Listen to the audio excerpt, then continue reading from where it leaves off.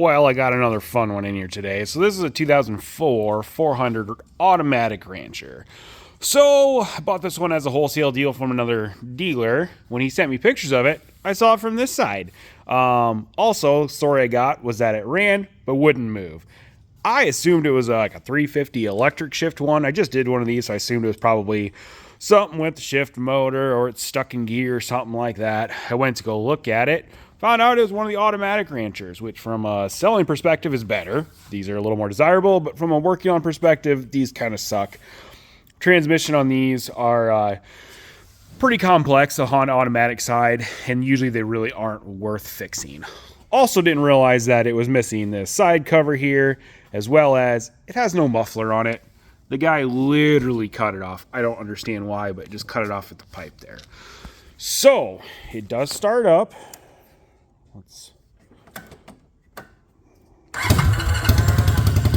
The run seems to run fine, but put it into drive here. We got nothing. Upon my first inspection, I did notice that we actually do have reverse. So originally I was going to pass off because I didn't want to work on these transmissions. But the fact that this does go in reverse kind of makes me think that there's just something maybe in that gear shift side, that kind of sub-transmission side. Or might get lucky, and it might honestly be just a linkage issue. So that's my plan. We're going to see if we get this thing to drive correctly. We're going to replace some plastics on it, assuming I can get it to drive correctly. Probably recover the seat, put a new muffler on it. The thing only shows, I think it was like 2,400 miles. This speedometer is really, yep. These two, when these get really faded, it's pretty easy to polish these back up. Just use some real fine sandpaper, like some 600 grit, wet sand it, and then they're pretty much decent again. You can see them. Yeah, it only shows like 2,400 miles on it, so in theory, it's worth fixing. So let's tear into this linkage and transmission side and see if we can maybe get lucky on this one. So on this shifter here, I'm going to take this little guard off and then see if this will, like if this shifter is just not allowed to go far enough forward. And then we're going to try to put this thing in gear and see if it will move again. Let's see, we're in reverse.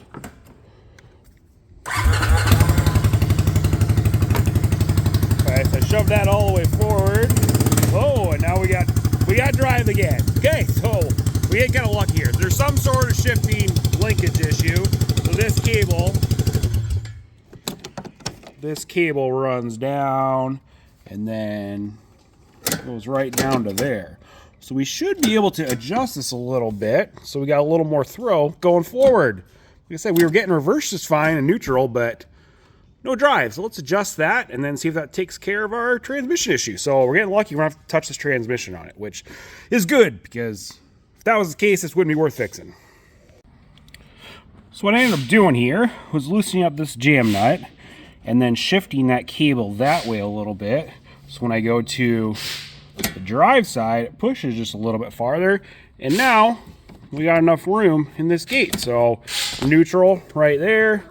Seems to roll just fine. Click it into drive and we're locking in. So we've got drive. We've also got reverse. Let's just make sure.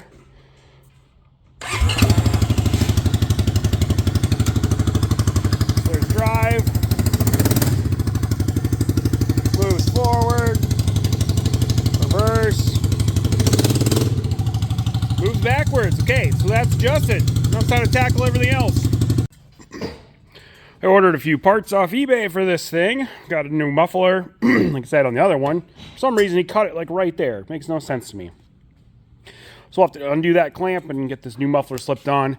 Ordered a side panel for it, which was labeled for a 400 Rancher, but realized this is from a 350 Rancher. So it will still fit on there, and I'm still going to use it. But this little pocket, there's normally a little storage container thing right there. So it's not going to line up perfectly with the little shifter, but it'll still work, cover up that hole. So let's get these things addressed, and then I'm going to recover this seat as well and get this thing cleaned up. Off with the old muffler and on with the new. I just don't understand some people. What was the point of cutting this thing off? Like, if you're going to remove it, just remove it completely. Well, we'll slip on this new one, see if it's quieter. Nice and quiet again. Sounds like it's supposed to.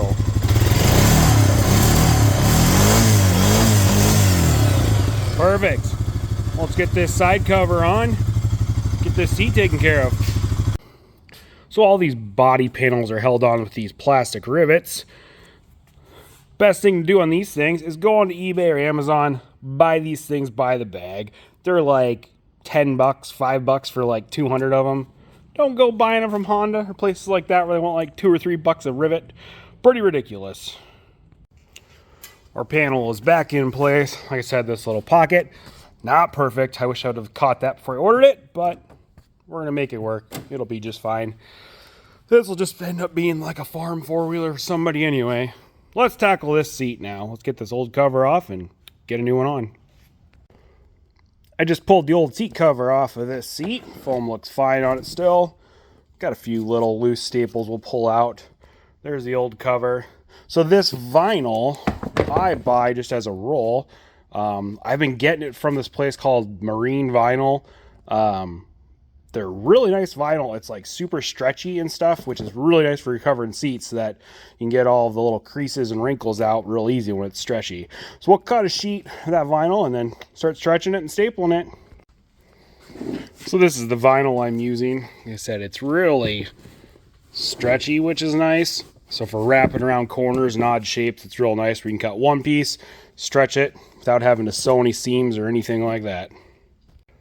First thing I do is throw a couple staples down on the back side and flip it over and then just start to get a couple staples on each one of the sides there. Basically smooth it out this way. Then we'll stretch it forward, put a couple staples on the front and get this area tight, and then start working to the sides and stretching everything out and getting it nice and smooth. And just like that, got a recovered seat. Well, let's go take this thing for a drive and make sure everything works the way it's supposed to on it. Alright, let's go for a little drive on this thing. So yeah, these are the automatic Ranchers with the Honda Automatic. This is basically the same transmission that was in the Rubicons up to like 2014 as well. These are by far the smoothest Honda transmissions. In the later ones, they switched the automatics to the DCT, which I'm personally not that big of a fan of. They're very jerky and stuff when they shift. But these are nice and smooth.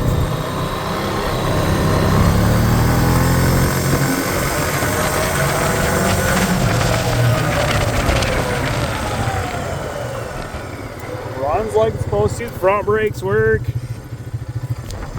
Rear brakes work. Pedal down here seems to be stuck, but the hand works fine. Let's go check the four-wheel drive.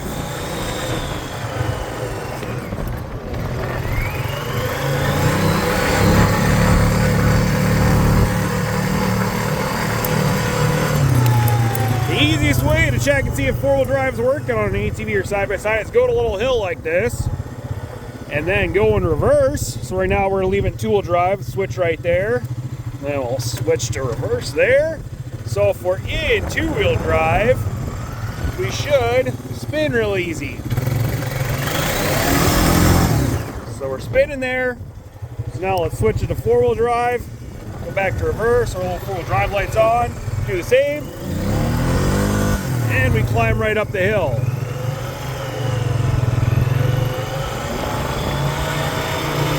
So yeah, four-wheel drive is working the way it's supposed to as well.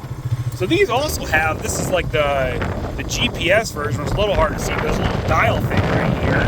And I believe the way these work is that you kind of program in like a home location, and then this thing basically kind of gives you an arrow and tells you this way, that way, find your way home sort of thing. So kind of interesting for, 2004, Honda was actually ahead of their time on some of this stuff. And now they're just way behind on everything. Well, I think this thing's a success. It seems to run and drive just fine. We'll get it detailed up and then post this thing for sale.